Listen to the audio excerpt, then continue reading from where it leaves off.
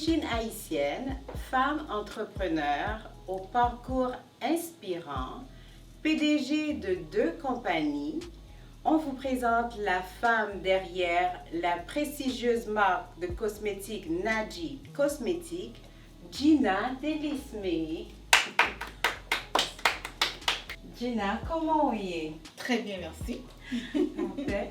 Merci d'avoir accepté notre invitation, Gina. On est plaisir. très heureuse de t'avoir avec nous. On sait que tu es une femme occupée. Donc, pour ceux qui ne te connaîtraient pas, pourrais-tu nous parler brièvement de toi, de ton enfance, tes origines? D'origine haïtienne, je suis une maman d'un petit garçon de maintenant 5 ans, PDG de Naji Cosmétiques et plusieurs autres petites entreprises. J'ai grandi en Haïti. Je suis rentrée au Canada à l'âge de 15 ans.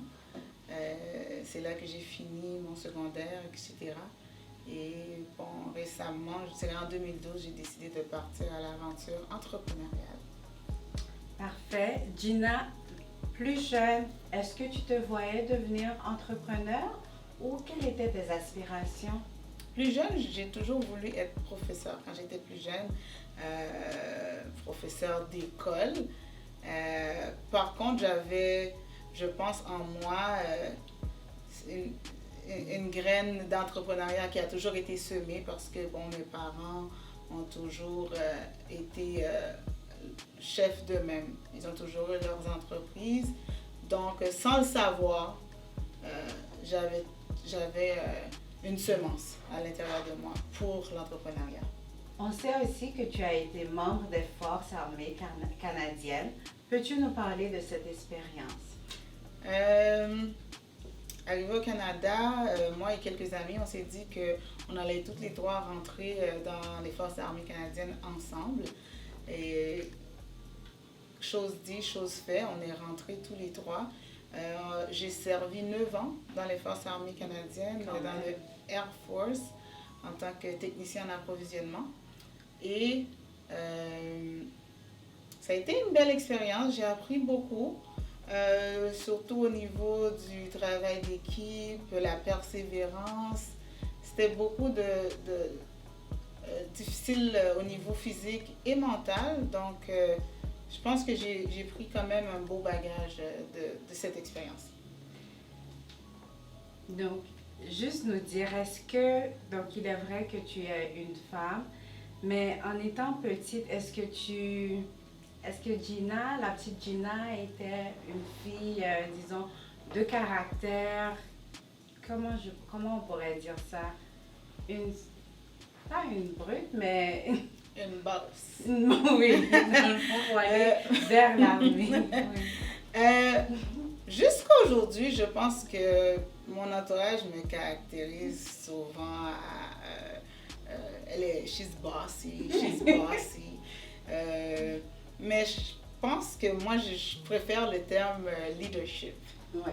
Je préfère le terme leadership, mais bon, utilisez le terme que vous voudriez bien, mais c'est pas négatif. Non, pas du tout, pas du tout.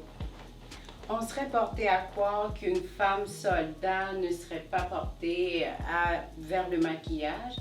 Et pourtant, te voilà à la tête de cette gamme de produits distribués chez Jean Coutu, Uniprix. Qu'est-ce qui explique ce changement radical, Gina? Au niveau entrepreneurial, au fait, j'ai ramassé quand même beaucoup de bagages dans l'armée par rapport à ça, mon caractère et tout. Mais au niveau beauté, être poupoune puis se maquiller, c'est vrai, vous avez totalement raison. En étant dans l'armée, je ne me maquillais jamais. Je mettais un peu de vaseline sur mes lèvres, c'est à peu près tout. Sincèrement, je n'étais pas la fille à me maquiller, j'ai dû m'ajuster. Okay. J'ai dû faire un ajustement par rapport à moi. Et c'est pour ça que quand je dois faire une entrevue ou quand je dois aller devant la télé, je suis un petit peu, pas stressée, mais je dois sortir de ma zone de confort, me pouponner. Alors que quand je travaille dans mon bureau de tous les jours, ben, je peux être moi-même, je peux mettre mes bottes d'armée, puis je peux avoir mon t-shirt puis mon legging, puis travailler. Fait que oui, j'ai dû faire un ajustement et être un peu un tout en un. La fille qui se maquille, la fille qui est cute, la popoune, puis celle qui aussi peut mettre son jogging puis travailler en entrepôt, quoi. Effectivement, ça fait vraiment, on parle vraiment de deux mondes. Mais dis-nous, Gina, pourquoi tu as décidé de te lancer? Ben, tu aurais pu te lancer en affaires dans d'autres branches, mais pourquoi as-tu choisi, as-tu ciblé le maquillage? En fait, j'ai ciblé le maquillage, mais plus précisément le maquillage qui dessert la femme de couleur, parce que il y avait un trou vide, il y avait un gap à combler, et j'ai sauté sur l'opportunité.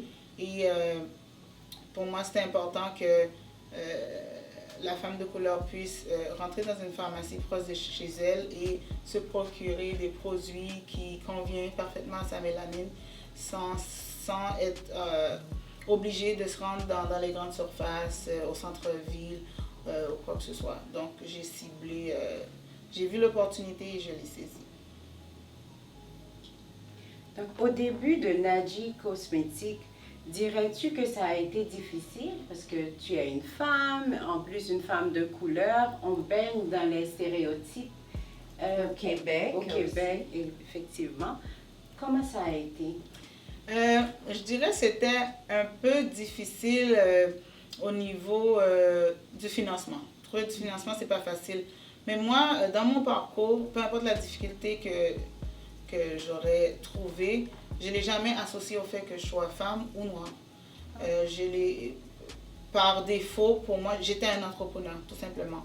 Par contre, petite anecdote, j'ai été faire une conférence dans une école, un cégep, et à la fin de la conférence, il y a plusieurs jeunes filles qui venaient, puis qui pleuraient, qui étaient émotionnelles, puis je comprenais pas, je suis comme, j'ai fait un bon speech.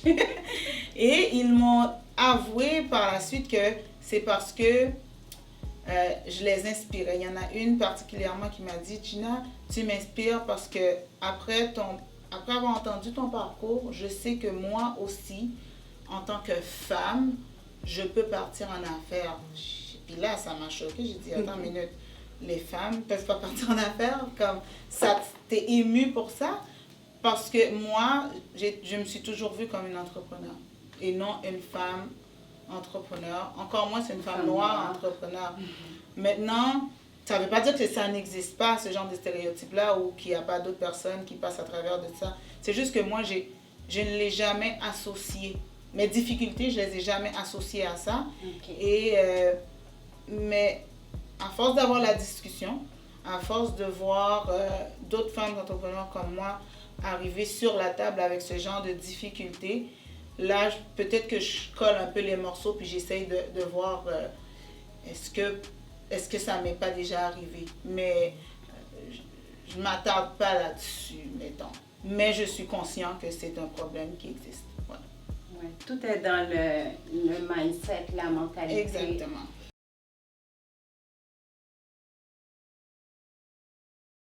Capsule beauté avec Gina. Aujourd'hui, on porte fièrement les rouges à lèvres de Nadji Cosmétiques. Et elle va nous parler des produits qu'elle a utilisés pour avoir ce beau look. Alors, moi, je pense qu'un beau maquillage commence toujours avec une belle peau.